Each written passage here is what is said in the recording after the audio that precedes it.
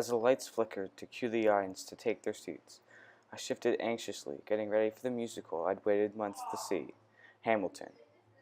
In the months leading up to the show, I had listened to my classmates talk about Hamilton nonstop, succumbed to my neighbors' attempts to make me listen to the soundtrack on the car rides home, and then ultimately realized the genius of this musical on my own. I'd waded through hundreds of hours of the soundtrack, learning each song by heart. As I listened, I was surprised to find myself captivated by a history lesson about our founding fathers. I even had watched PBS specials on TV. Now I was here. As the lights faded and the king's voice boomed over the loudspeaker, a hush fell over the crowd. I mumbled to myself, "Here it goes."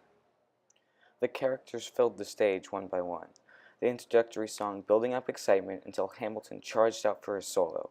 The audience, already engrossed in the production, let out a whoop of joy for the American hero. As the protagonist made his journey from the Caribbean to New York City, I could not help but notice that Hamilton was black. I paid even more attention and realized that 99% of the cast appeared to be a minority. As I watched Alexander Hamilton's journey to the Secretary of Treasury, I kept thinking it was strange that they cast a minority to play the lead. Although the cast did not match the founding fathers of my imagination, the story of a kid who came from a life of poverty and ended up overcoming countless obstacles because of his work ethic was equally as captivating. As the chorus died out, I sat in my chair, mouth half open, with the rest of the audience. This musical retold the story of a founding father and chose to ignore race altogether. Something like this had never been done before.